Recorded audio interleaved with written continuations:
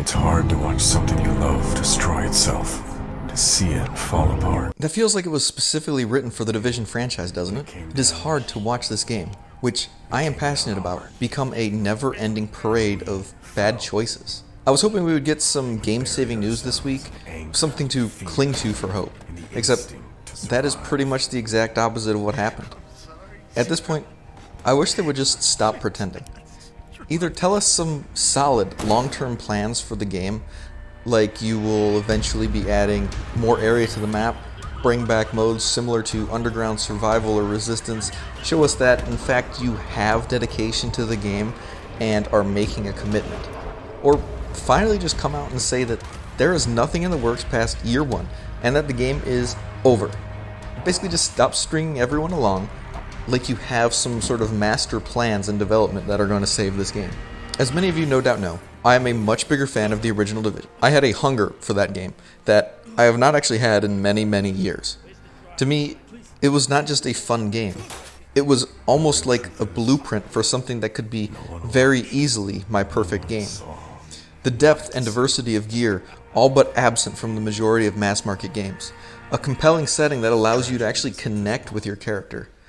The game could have been the perfect third-person dungeon crawler MMO hybrid.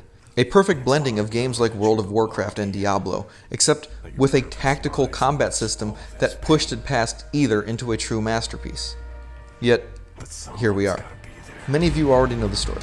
Many of you came from the early days of the Division. Many of you most likely followed the game before it even launched, like I did. And to say I was looking forward to the game would have actually been an understatement. Destiny had been out for over a year. It was basically just failing to live up to its own hype. But The Division looked like the game that was going to just kind of crush the market, that looked like it was going to show everyone else how to make a game properly.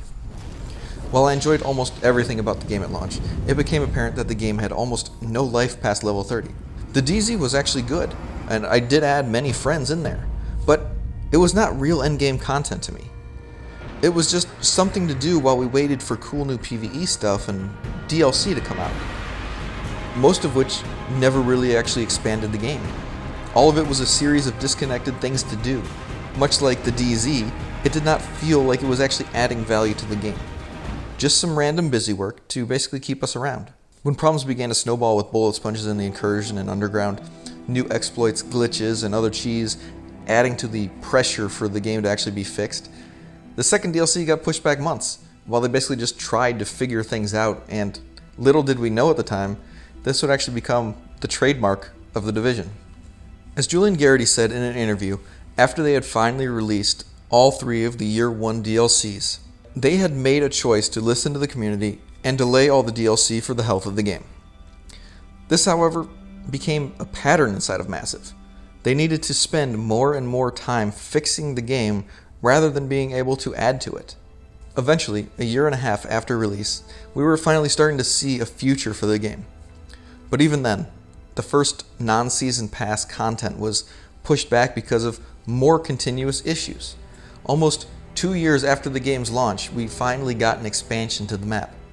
Thankfully, it was free, but it seemed pretty clear that Resistance and Skirmish were designed with the intentions of actually being sold as DLC.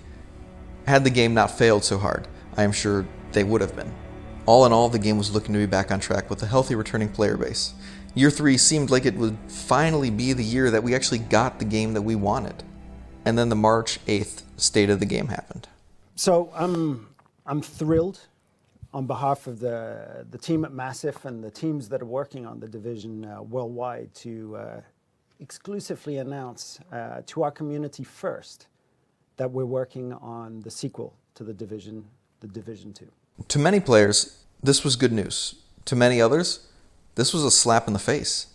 They had finally taken the game to a place many believed it should have been at launch, only to announce that they were abandoning ship and all the hints of Central Park expansions, the rumors of remaking Brooklyn into a level 30 zone, every suggestion, every forum post, every ounce of effort many of the community made to fix this disaster of a game was gone.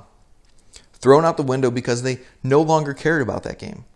To make matters worse, the Division 2 had been in development already for the last 2 years. To many, all the pieces suddenly matched up.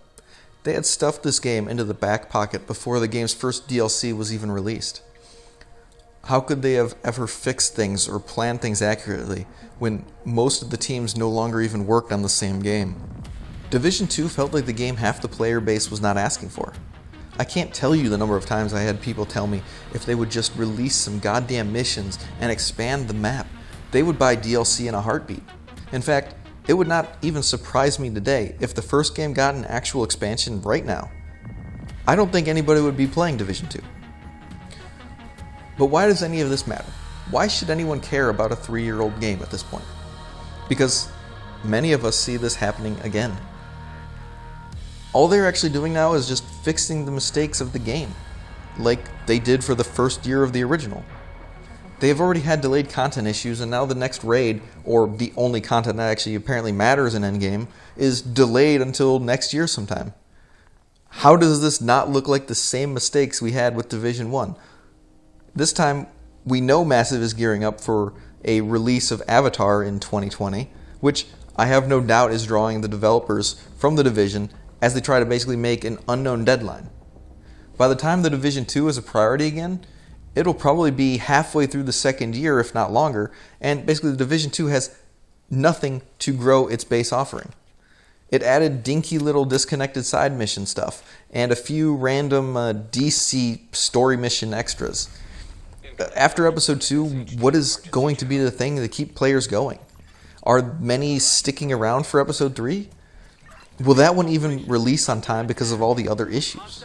At this point, I honestly just have no faith that they are going to be able to fix the horrendous gear roll issues, the awful skill mod system, or the pathetic boss diversity.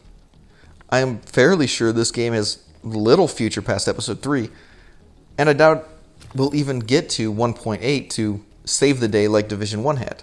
I hope I'm wrong. I really do.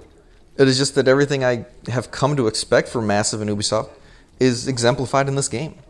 Is it any wonder why I don't actually buy 95% of Ubisoft games? Making good faith gestures only for show does not build your fan base. You know, the free year of DLC that really feels like it should have just been in the game already is one of the AAA industry's biggest problems now. The reason players no longer stick around is because you have conditioned them not to. If you want games to succeed past launch, actual development of the game must continue. We'll see where this puts us after Episode 3. Blah, blah, blah. Alright, everyone. That'll do it for me. I'll see you in the next one.